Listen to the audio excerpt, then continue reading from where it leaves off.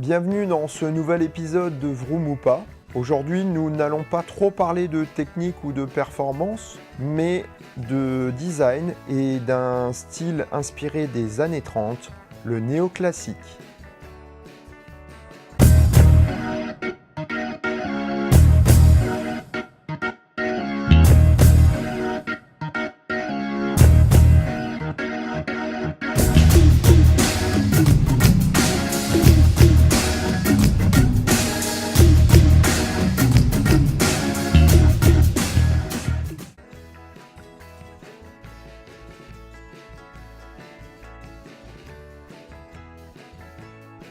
En tant que passionné d'automobile ou pas, nous avons généralement une voiture ancienne qui nous plaît, qui nous évoque quelque chose.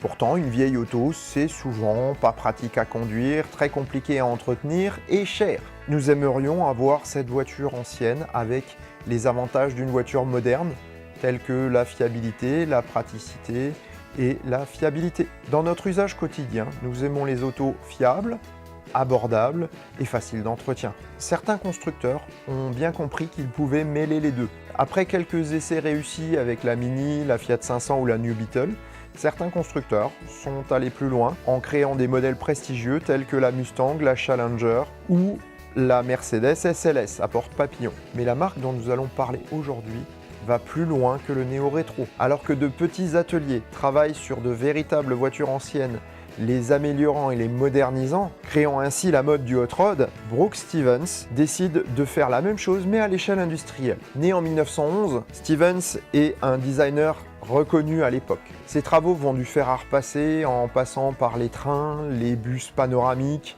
ainsi que les grippins. Pourtant, son domaine de prédilection reste l'automobile et généralement l'automobile un peu futuriste. Travaillant chez Willys dans les années 50, il fabrique à titre privé une voiture de compétition appelée Excalibur Type J. Construite à 4 exemplaires, la voiture se défend honorablement dans le championnat GT américain. En 1963, Stevens est embauché par Studebaker pour dessiner des prototypes qui sont destinés à être présentés au salon de New York. Des châssis sont livrés à Stevens qui va en modifier un en lui mettant une carrosserie de Mercedes SSK. En fait, c'est une copie qu'il a réalisée à partir d'un modèle qu'il possède lui-même. Pourtant, Studebaker n'aime pas l'idée et décide de ne pas exposer la voiture. Stevens investit personnellement pour finalement s'acheter un tout petit stand au salon de New York et expose sa voiture. Rebaptisé Excalibur, le bouchon de radiateur représentant l'épée mythique dans un anneau qui ressemble étrangement au logo Mercedes. Malgré son stand miteux, l'Excalibur devient la coqueluche de tout le salon. Mieux, elle attire tellement les regards que 12 commandes sont prises, dont certaines auprès de très grandes célébrités. Stevens décide de surfer sur le succès et demande à ses deux fils de lancer une petite production de ses voitures.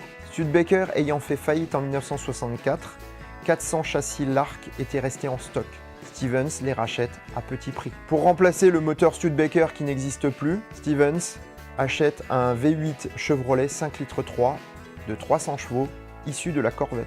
Strict 2 places, l'Excalibur série 1 sera produite à 359 exemplaires, et ce jusqu'en 1970. Le stock de châssis Studebaker s'épuisant, les fils de Stevens décident de créer une version modifiée du châssis un peu plus longue et créer le prototype de la série 2. Pendant ce temps en Europe, le succès d'Excalibur aux États-Unis donne des idées. Le revendeur de la marque en France, Guy Storr, envisage dès 1966 de produire une petite série d'Excalibur mais adaptée au marché français. Le modèle français devra prendre comme base la Bugatti Type 35, plus adaptée, selon Guy Storr, au goût de la clientèle française.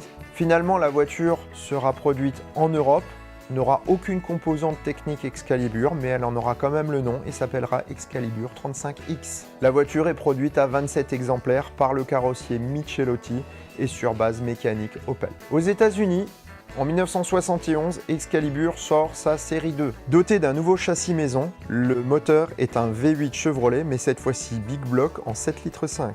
Ce nouveau moteur est moins puissant mais plus coupleux que l'ancien. La production reprend en 1972 mais a un peu de mal à décoller. En 1973, le fournisseur des moteurs, General Motors, met à contribution ses réseaux de distribution en vue de promouvoir l'Excalibur. Et ça fonctionne, les ventes décollent. Pourtant, les évolutions ne s'arrêtent pas là. Avec les nouvelles normes anti-pollution, en 1974, le 7,5 litres perd encore un petit peu de puissance. Les ailes avant sont modifiées, la voiture est encore améliorée, agrandie et devient la série 3.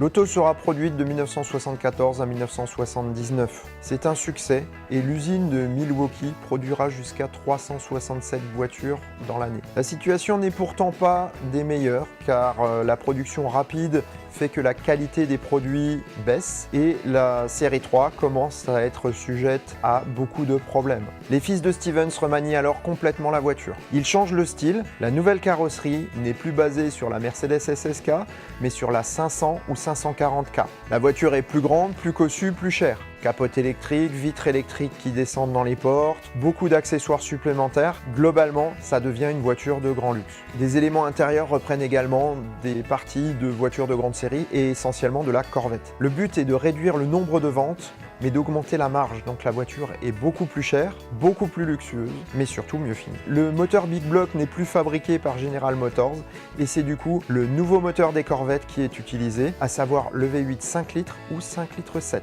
qui est nettement moins puissant que l'ancien. Du coup, le style controversé et le manque de performance fait chuter les ventes. En 1984, la voiture est encore une fois modifiée et améliorée, avec plus d'équipements de luxe et de confort, et surtout un intérieur cette fois-ci totalement Excalibur. Exit les pièces issues de la Corvette. Pour bien différencier la voiture, Excalibur la nomme série 5. Mais fin 86, c'est la faillite. Les fils de Stevens parviennent toutefois à trouver un repreneur. Ils modifient la voiture, et notamment la version 4 portes qui était apparue sur la série 5, avec une malle mieux intégrée, avec des intérieurs encore améliorés. En 1988, la marque finit par disparaître, et cette fois-ci définitivement. Ceci clôture 20 ans de design et de passion à l'état pur.